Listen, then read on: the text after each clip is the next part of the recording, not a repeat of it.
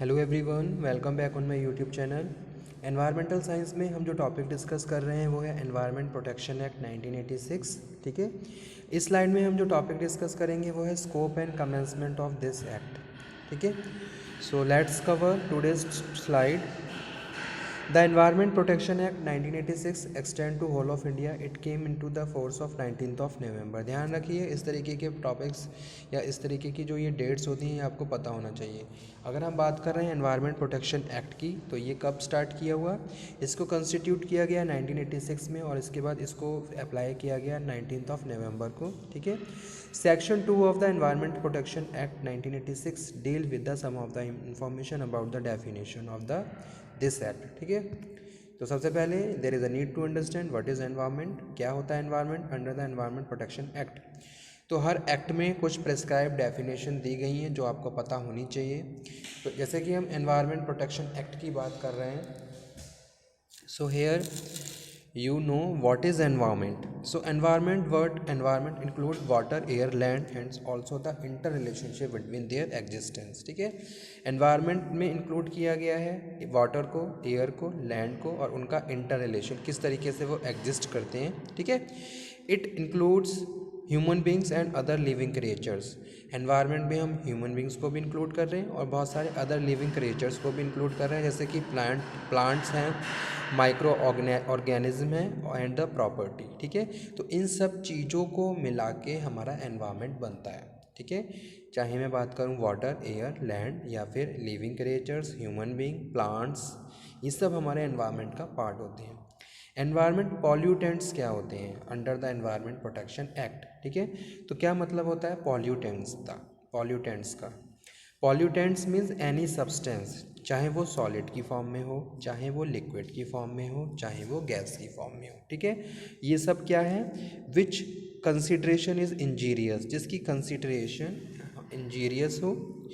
Injurious हो for the health of living being. ठीक है, अब देखिए यहाँ पे बात की जा रही है कि पॉल्यूटेंट्स क्या होते हैं। तो पॉल्यूटेंट्स होते हैं कुछ सब्सटेंसेस जो हमारे एनवायरनमेंट में मिलके हमारे एनवायरनमेंट को हार्मफुल बना देते हैं या फिर इंजीरियस बना देते हैं। ठीक है, ये किसी भी फॉर्म में हो सकते हैं, ये गैस की फॉर्म में भी हो सकते हैं, ये लिक्विड की फॉर्म में भी हो सकते हैं, ये सॉलिड की फॉर्म में भी होते हैं। तो इनको हम पॉल्यूटेंट्स बोलते हैं। हमारे एनवायरनमेंट में बहुत सारे ऐसे पॉल्यूटेंट्स मिल जाते हैं जिससे हमारा जो एनवायरनमेंट है वो पॉल्यूट हो जाता है। तो जितने भी ये मैटर्स होते हैं या जितने भी ये सब्सटेंसेस होते हैं इनको हम पॉल्यूटेंट्स बोलते हैं। देखिए, पानी में अगर हम कोई केमिकल मिला देंगे तो पानी क्या हो जाएगा? हार्मफुल हो जाएगा। ठीक है, उसकी जो अगर हल्का सा भी अगर हम कोई केमिकल उसमें मिक्सअप कर देंगे, उसकी कंसंट्रेशन उसमें ऐड कर देंगे, तो पानी में जितने भी लिविंग क्रिएचर्स हैं उनके ऊपर एक हार्मफुल इफेक्ट पड़ेगा, मे बी कि उनकी डेथ हो जाए, मरी जाए। ठीक है, ऐसे बहुत सारे हमने केस भी देखे हैं, सुने भी हैं बहुत सारे न्यूज़ में कि भाई किसी भी एक पर्टिकुलर रिवर में बहुत सारे मछलियाँ मर गई या फिर बहुत सारे जीव जंतु मारे गए। तो पॉल्यूटेंट्स सब्सटेंसेस होते हैं जो हमारे एनवायरनमेंट को पॉल्यूट करते हैं। हैंडलिंग का क्या मतलब होता है under environment protection act? Handling means any substance which is in relation of being manufactured. ठीक है, जो मैन्युफैक्चर्ड हो चुका है, प्रोसेस्ड है, कलेक्टेड, यूज्ड है, ऑफर्ड फॉर सेल और लाइक ऑफ सच सब्सटेंसेस, तो वो हैंडलिंग है। ठीक है, handling means any substance which is in the relation of being manufactured, processed, collected, used, offered for sale और like of such substance. Environmental pollution include the presence of environmental pollutants in the environment. ठीक है, environmental pollution का क्या मतलब होता है? Environmental pollution includes the presence of environmental pollutants in the environment. तो जितने भी pollutants होते हैं उनकी प्रेजेंस एनवायरनमेंट में, वही एनवायरमेंटल पोल्यूशन है। अगर अभी जैसे मैंने बताया था कि भाई जितने भी ये लिक्विड, सॉलिड और गैसेस के फॉर्म में पॉल्यूटेंट्स होती हैं, ये अगर हमारे एनवायरनमेंट में मिल जाते हैं तो हमारा एनवायरनमेंट पॉल्यूट हो जाता है। फैक्ट्री से निकलने वाला धुआं, जो विषैला धुआं निकलता है, स्मोक, वो हमारे एयर को क्या है? पॉल्यूट कर देता है। ठीक है, तो किसी भी फॉर्म में जो भी पॉल्यूटेंट्स होते हैं अब हमारे एनवायरनमेंट में हमारे फैल जाते हैं तो उसको हम एनवायरमेंटल पॉल्यूशन कहते हैं। हैजार्डस सब्सटेंसेस का क्या मतलब होता है under the EPA act? So let's start. Hazardous substance includes the substance or the preparation of by which physical chemical property is liable to harm. ठीक है, जिसकी फिजिकल केमिकल प्रॉपर्टी हार्मफुल हो for human beings. ठीक है, ऐसे factory में hazards process होता है, कुछ ऐसा क्रिटिकल काम जिससे मैक्सिमम चांसेस होते हैं एक्सीडेंट होने के या मैक्सिमम चांसेस होते हैं हार्मफुल इफेक्ट के वर्कर्स के लिए. ठीक है, तो वो हैजार्डस सब्सटेंस होता है और इस प्रोसेस को हैजार्डस प्रोसेस कहते हैं. So physical chemical property is liable to harm the human beings और अदर लिविंग क्रिएचर, जैसे कि प्लांट है, माइक्रो ऑर्गेनिज्म है या प्रॉपर्टी है. ठीक है, तो देखिए फैक्ट्री से बहुत सारा वेस्टेज निकलता है जो हम डंप कर देते हैं बिना ट्रीट करे. अगर आप उनको बिना ट्रीट करे डंप कर देंगे तो हो सकता है जो भी उस एरिया में प्लांट्स ग्रो कर रहे हैं वो उनकी जो ग्रो है वो डाउन हो जाए. ठीक है, तो ये सारी चीज़ें हमारे जो जितने की आसपास का जो एरिया है और जो लिविंग क्रिएचर्स हैं, लिविंग बींग्स हैं, चाहे प्लांट है, माइक्रो ऑर्गेनिज्म हैं, उनको उनके ऊपर एक हार्मफुल इफेक्ट डालती हैं. Hazardous substance include the substance और the preparation by which physical chemical property is liable to harm. Occupier is in the relation of factory or any other premises which means person has control over the affair. ठीक है, तो जैसा कि हम पूरा यहाँ पे डिस्कस कर चुके हैं ऑलरेडी फैक्ट्री एक्ट में, और यहाँ पे भी हम बात कर रहे हैं. ऑक्यूपायर का मतलब होता है जिसका पूरे ऑर्गेनाइजेशंस के अफेयर पे कंट्रोल हो. ठीक है,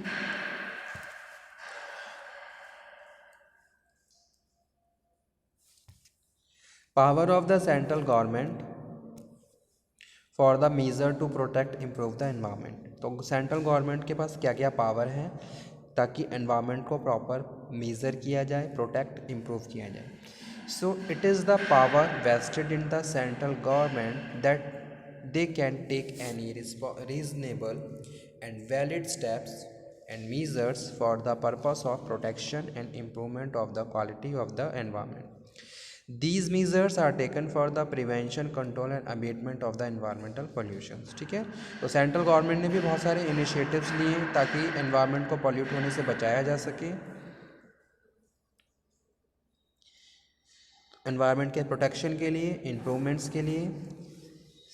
सच मेजर्स में include lay down the standard for the quality of a standard of the environment, coordination of actions which are obliged to the state officers and the other authorities under the law, execution and proper planning of the worldwide national programs for the prevention, controlling and abatement of the environment pollution.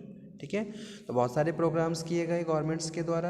अब secondly अगर मैं यहाँ पे बात करूँ students, तो बहुत सारी NGO हैं वो बहुत ज़्यादा काम कर रहे हैं एनवायरनमेंट के पॉल्यूशंस को कंट्रोल करने के लिए, एनवायरनमेंट प्रोटेक्शन के लिए. ठीक है, गवर्नमेंट के साथ साथ बहुत सारी नॉन गवर्नमेंट ऑर्गेनाइजेशंस NGO ने भी काम किया है एनवायरनमेंट को प्रोटेक्ट करने के लिए.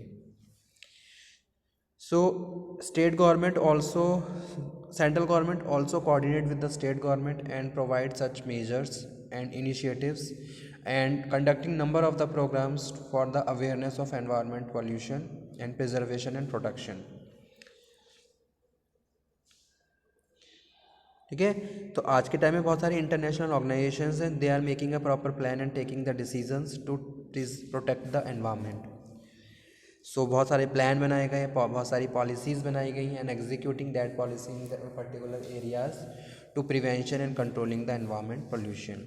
Restrictions to be applied in the any other industry process and any operation shall be carried out. तो एक यहाँ पे ये भी बात की गई है कि भाई बहुत सारे प्रोविजंस एनवायरनमेंट से रिलेटेड फैक्ट्री पे भी इम्पोज किए गए हैं और अगर वो प्रोविजंस फॉलो नहीं किए जाते हैं तो पेनल्टी और रेस्ट्रिक्शंस बहुत सारे लगाए गए हैं. It is the power and duty of the government to lay down the procedure to carry forward safeguard for the prevention of many inevitable accidents which may inculcate in more environmental pollution. Proposal of remedies should be put forward the protection of prevention of further incident.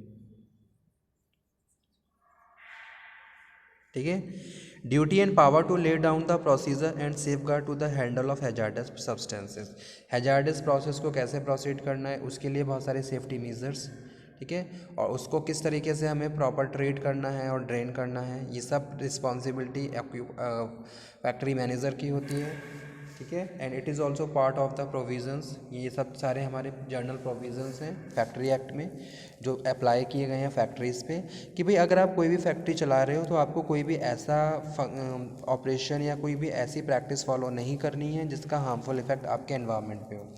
तो देखिए pollution control board भी काम करता है, time to time जाके factory में check करता है कि भाई जो भी डॉक्यूमेंट चेक करता है, साथ के साथ जो मशीन्स इंस्टॉल की गई हैं for the protection of environment वो प्रॉपर काम कर रही हैं या नहीं कर रही हैं, ठीक है।